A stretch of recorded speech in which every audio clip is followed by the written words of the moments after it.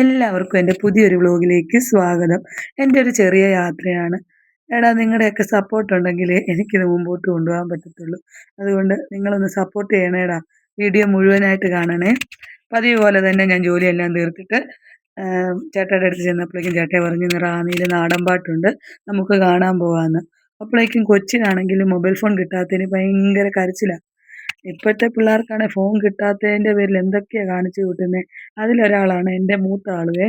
അപ്പം അവൻ്റെ മൈൻഡെല്ലാം മാറിക്കഴിഞ്ഞപ്പോഴേക്കും റാന്നി പോകുന്നതിൻ്റെ ആ ഇതിൽ സന്തോഷത്തിൽ അവൻ പോയി കുളിക്കുകയും ഒക്കെ കുളിയെല്ലാം കഴിഞ്ഞ് അനിയനെയും നിക്കറൊക്കെ ഇടിയിപ്പിക്കാൻ ശ്രമിക്കുമായിരുന്നു.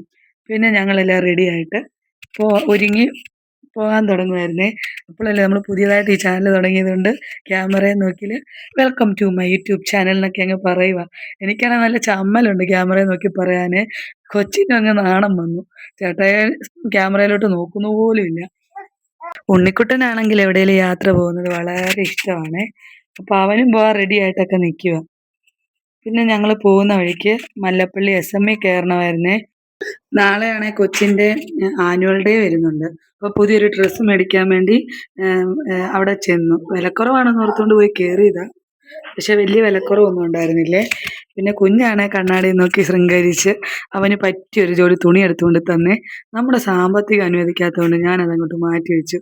പിന്നെ ചേട്ടായി അവന് ചേരുന്നൊരു ടീഷർട്ടും പാൻറ്റും എടുത്തു. അത് കഴിഞ്ഞ് ഞങ്ങൾ റാന്നിക്ക് പോകാനാണ് തീരുമാനിച്ചത്.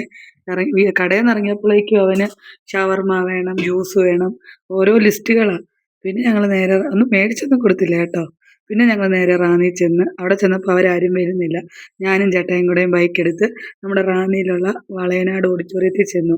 അവിടെ കുടുംബശ്രീക്കാരുടെയൊക്കെ പരിപാടിയാണ് നടക്കുന്നത്. അപ്പം നാടൻപാട്ട് നടത്തുന്നതോ നമ്മുടെ പ്രസീത ചാലക്കുടിയായിരുന്നു. വെള്ളിയാരത്തിൽ ചെന്നത്, പക്ഷേ പാട്ടൊന്നും അത്ര പോരായിരുന്നു.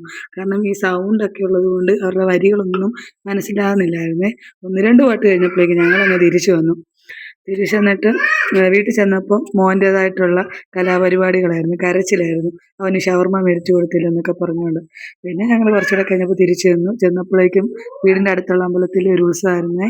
അപ്പോൾ ആന പറ എടുക്കാൻ വരുന്നുണ്ടായിരുന്നു. ആനക്കുട്ടനെയൊക്കെ കണ്ട് തിരിച്ച് ഞങ്ങൾ വീട്ടിൽ ചെന്നു. എൻ്റെ ചാനൽ കാണുന്നവർ സബ്സ്ക്രൈബ് ചെയ്യണേ. നിങ്ങളുടെ സപ്പോർട്ട് ഉണ്ടെങ്കിൽ നമുക്ക് മുമ്പോട്ട് കൊണ്ടുപോകാൻ പറ്റത്തുള്ളൂ.